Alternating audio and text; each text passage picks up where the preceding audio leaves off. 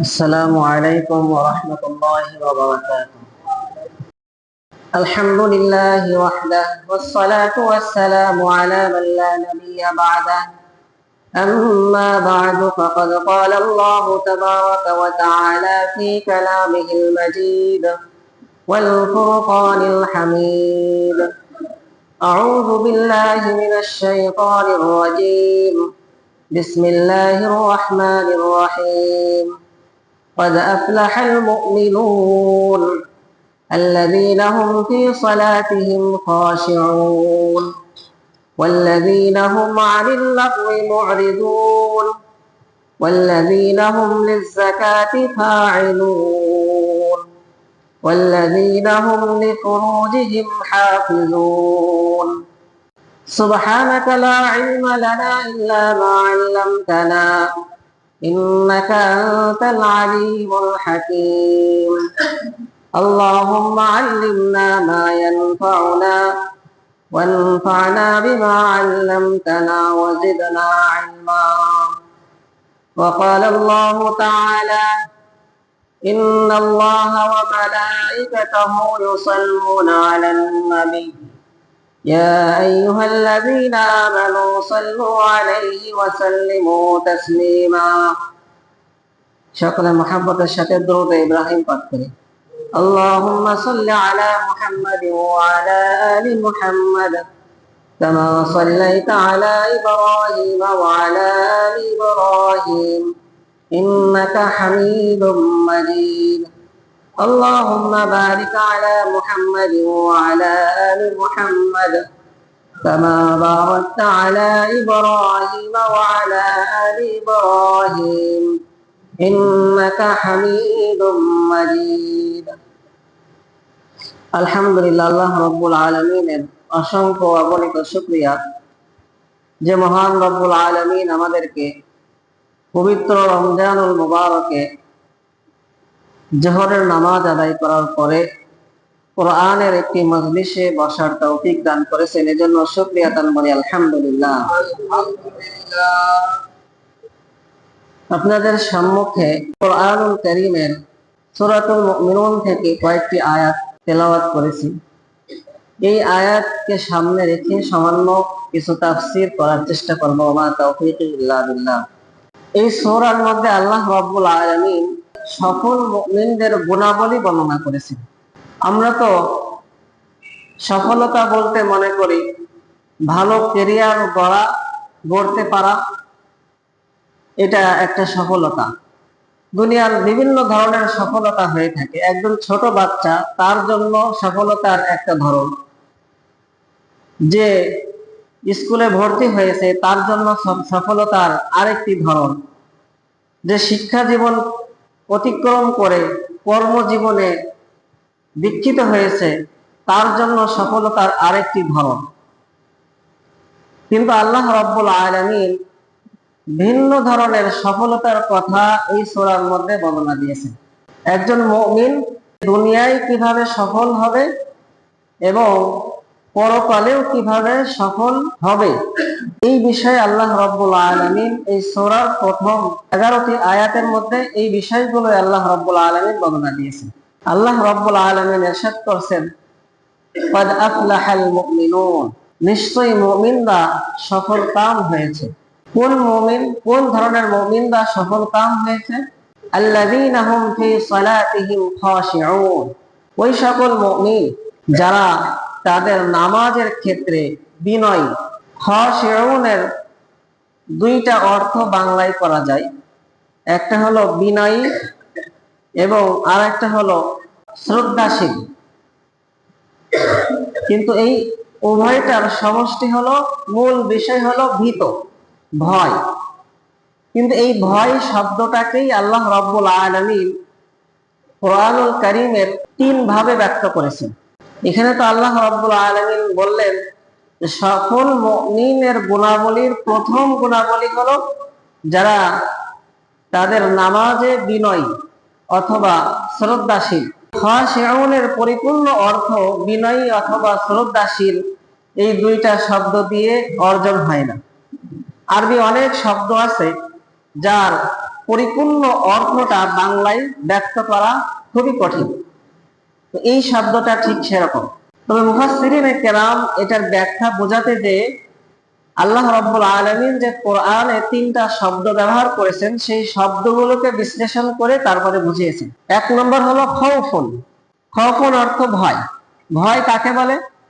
ভয় হলো আমাকে কেউ একটা কাজ করার নির্দেশ দিল, সেই কাজটাকে আমি পরিপূর্ণভাবে আদায় করতে পারলাম না, আমার কাজটা ত্রুটি হয়ে গেল।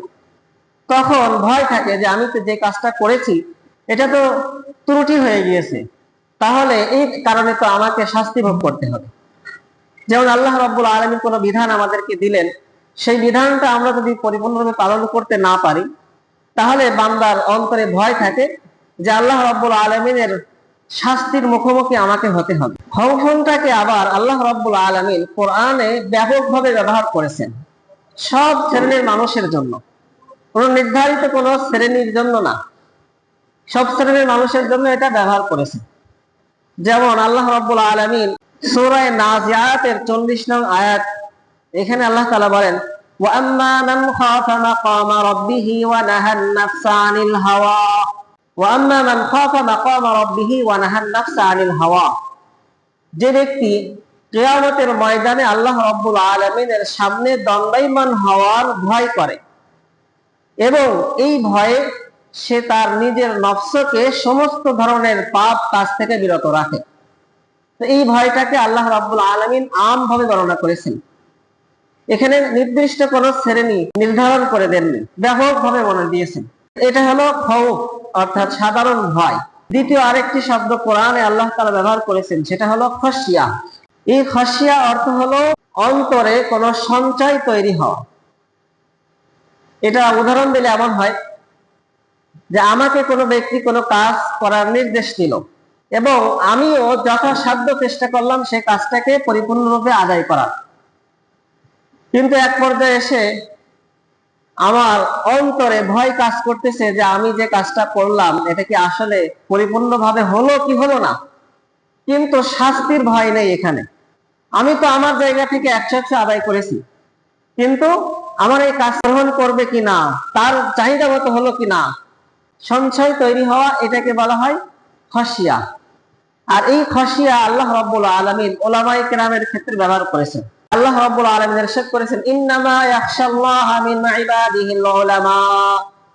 আল্লাহ রাব্বুল আলামিন সূরা ফাতিরের 28 নং আয়াতে ইরশাদ করেছেন যে আল্লাহ রাব্বুল আলামিনকে খাশিয়া করে উলামায়ে কেরাম, কারণ তারা পরিপূর্ণভাবে আদায় করবে, করার পরেও আমার এটা কি গ্রহণ হবে কি হবে না এই ব্যাপারে আল্লাহ তাআলাকে ভয় করবে। তৃতীয় হলো এই আয়াতে যেটা বলেছেন খুশু, বিনয় বা শ্রদ্ধা। এটা আল্লাহ রাব্বুল আলামিন বিশেষ ব্যক্তিদের ক্ষেত্রে ব্যবহার করেছেন, যেটা এখানে বলছেন মুমিন, এবং শুধু মুমিন না, সকল মুমিন তাদের ক্ষেত্রে ব্যবহার করেছেন এই শব্দ।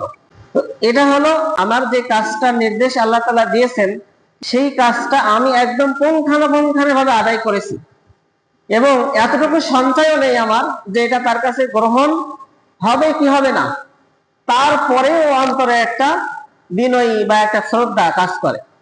বড় কোনো ব্যক্তি যদি আসে আমাদের কাছে, আমাদের এখানে যদি আমাদের এলাকার এমপি আসে, তো এমপির সামনে আমরা কিভাবে কথা বলবো বা কিভাবে আমি তার সামনে দাঁড়াবো, এই দাঁড়ানোটা, এই কথা বলাটা আমি সুন্দরভাবে করছি, তারপরেও মনে মনে একটা অনুভূতি কাজ করে যে আসলে কোনো বেয়াদবি হয়ে গেল কিনা, আমার কথাটা সঠিকভাবে হলো কিনা, অন্তরে একটা শ্রদ্ধা তার সম্পর্কে।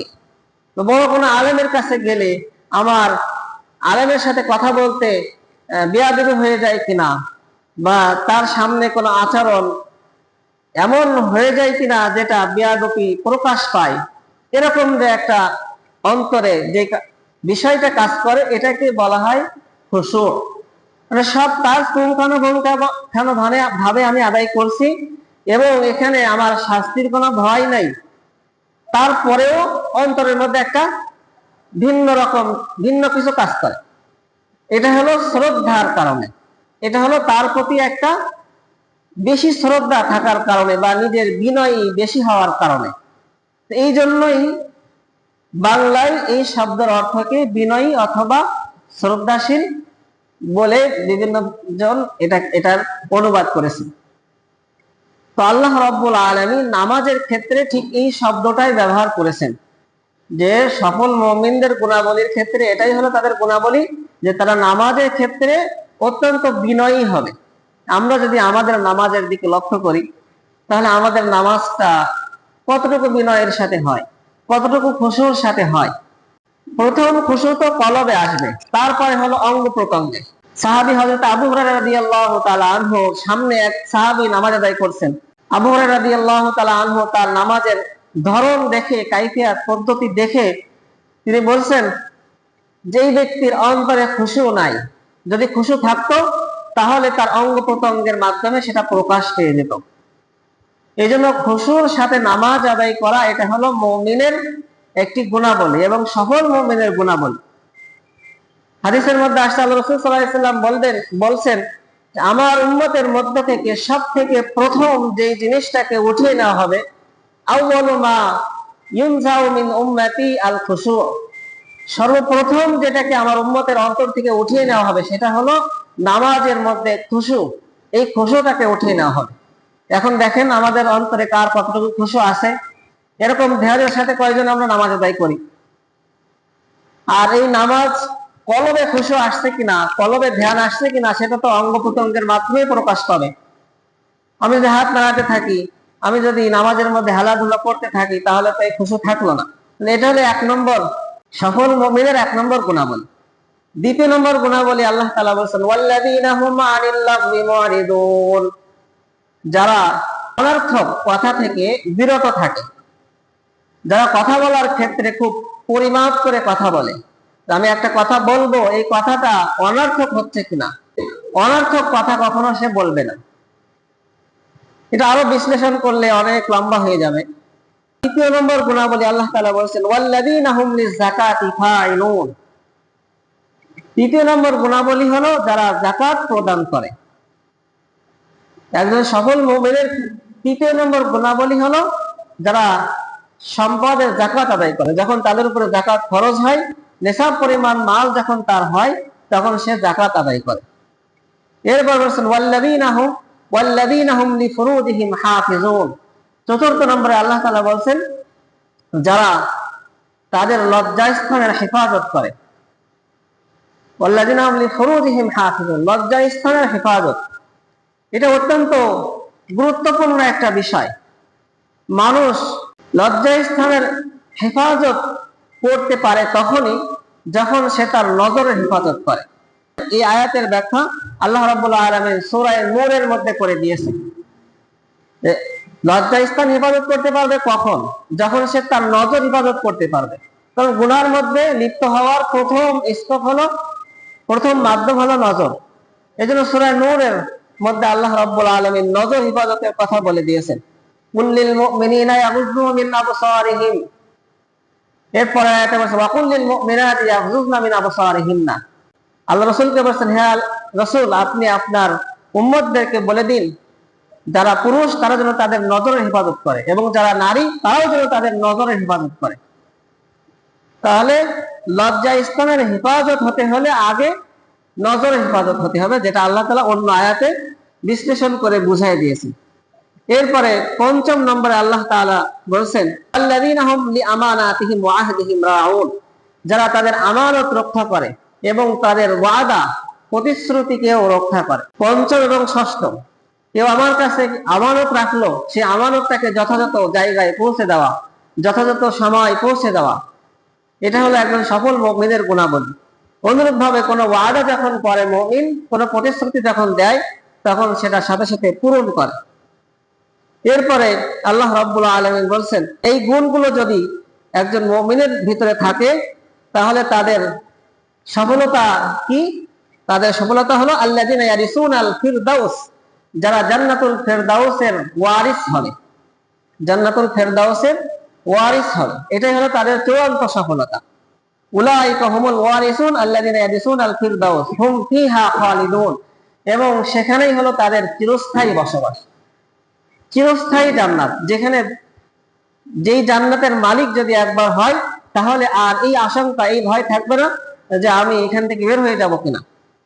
তাহলে সফল মুমিনদের কিছু গুণাবলী আল্লাহ রাব্বুল আলামিন এখানে বর্ণনা করেছেন, এবং এই গুণাবলীগুলো যদি তারা ধারণ করে তাহলে তাদের চূড়ান্ত সফলতা হলো জান্নাতুল ফেরদাউস। তো মুহতারাম হাজরিন, আল্লাহ রাব্বুল আলামিন আমাদেরকে এই সফল মুমিনের যে গুণাবলীগুলো এখানে বর্ণনা করলেন, এই গুণাবলী আমাদের সকলকে ধারণ করার তৌফিক দান করেন। সকলে বলে আমিন। এবং আল্লাহ রাব্বুল আলামিন আমাদের সকলকে জান্নাতুল ফেরদাউসের মালিক বানিয়ে দেন। সকলে বলে আমিন। ওয়া আখিরু দাওয়ানা আলহামদুলিল্লাহি রাব্বিল আলামিন।